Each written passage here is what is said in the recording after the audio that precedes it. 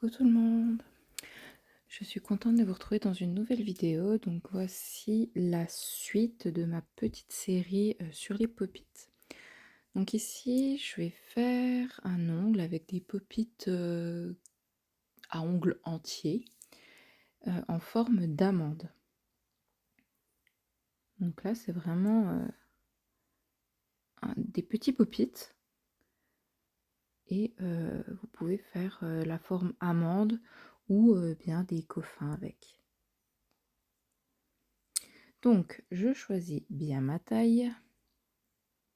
Et une fois que j'ai choisi ma taille, je vais venir désinfecter mon doigt, pousser mes cuticules et faire ma préparation de l'ongle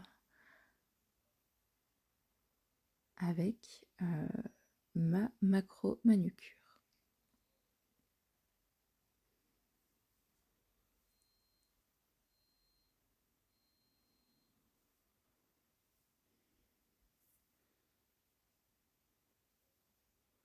Donc encore une fois, hein, il faut bien faire attention quand vous pratiquez la macro-manucure, manucure, manucure russe, peu importe le nom que vous lui donnez. Il ne faut surtout pas blesser la cliente, il ne faut pas que ça chauffe, il ne faut pas que ça rougisse la peau. C'est vraiment quelque chose où il faut faire très très attention à vos gestes et aux outils que vous utilisez. Il faut bien adapter la vitesse, les embouts, etc. par rapport à la peau de votre cliente. Ensuite, je passe à mes liquides de préparation, donc un déshydratant. Après, je mets un stabilisateur de pH et pour finir, je mets un primer avec peu d'acide. Une fois que j'ai appliqué tous mes liquides de préparation, je vais appliquer une rubber base que je vais polymériser 60 secondes. Ensuite, j'ai choisi un acrygel couleur nude. Après, vous choisissez ce que vous voulez. Ici, je vais faire un full cover. Je me suis préparé mon pinceau à acrygel ainsi que mon petit récipient avec mon liquide à acrygel. Donc, soit vous avez des liquides spécifiques, soit vous pouvez prendre du cleaner, mais attention qu'il n'y ait pas d'eau dans les composants de votre cleaner. Ou alors, dernière solution, vous pouvez travailler votre acrygel avec de l'alcool. Moi, c'est ce que je vous conseille le plus. Après, à vous de voir. Donc là, je le mets bien partout dans ma capsule. J'ai bien regardé qu'il était bien remonté sur les côtés, etc. pour pas qu'il y ait un oubli de matière sur les points de stress. Je suis allée jusqu'à la longueur que je voulais et ensuite, donc je me prépare ma petite lampe UV et je place mon pop-it à peu près 1 mm de mes cuticules. Je regarde bien qu'il soit dans l'alignement de mon doigt, que mes latérales soient bien droites et ensuite je termine de polymériser 60 secondes dans ma boîte après avoir polymérisé sous ma petite lampe. Ah oui, avant d'aller dans la boîte, je vais déjà, après avoir polymérisé avec ma petite lampe, je reviens avec mon pinceau sur le dessous, relisser un petit peu pour pas que ça fasse de bourrelet et que ça vienne sur ma peau. Et là, je vais polymériser 60 secondes dans ma lampe. Et voilà le résultat. C'est oufissime.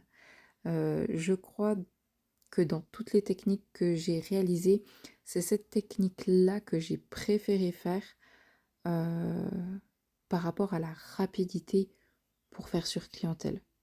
Sachant que maintenant, on voit énormément d'amandes et de coffins. Donc, c'est une technique que je vais bien travailler et retravailler pour la faire sur clientèle.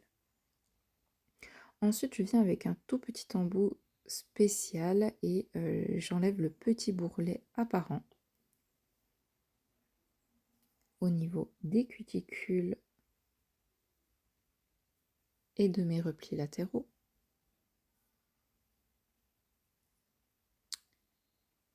Et avec la lime, donc là je suis désolée, hein, je suis hors champ. Le limage, c'est vraiment très compliqué d'être dans le champ. Je vais juste refaire un tout petit coup de lime histoire de sur mes latérales. Je vais enlever la petite marque qu'il peut y avoir en démarcation sur les côtés, vous voyez, au niveau des latérales.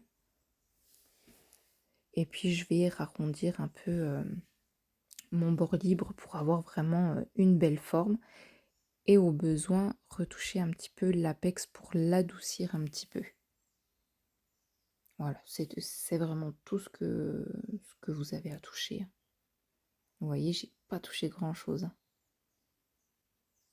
Moi, j'aime bien un apex bien doux, donc voilà. Ensuite, je prends un embout conique que je prends pour le dessous de mon ongle. Encore une fois, c'est pour faire bien propre. Moi, j'aime bien ce qui est bien net.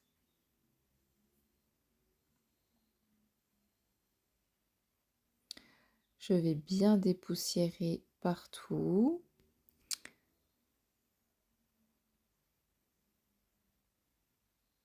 Je repasse un petit coup d'alcool partout sur mon ongle, comme ça on enlève bien les poussières. Et ensuite, j'ai plus qu'à appliquer ma finition. Donc vous voyez, c'est vraiment quand vous n'arrivez pas à gérer le chablon, c'est vraiment une technique qui est vraiment intéressante à apprendre. Parce que je pense que c'est un gain de temps de ouf. Là, sincèrement, je vous ai pas coupé énormément de la vidéo. J'ai enlevé, allez, peut-être 5 minutes de la vidéo parce que j'étais hors champ. Mais voilà, c'est tout. Donc une fois que j'ai appliqué ma finition, je retourne un petit peu mon doigt, je polymérise 2 fois 60 secondes et voilà le résultat. J'espère que cette petite vidéo vous a plu. Je vous dis à bientôt. Bye bye.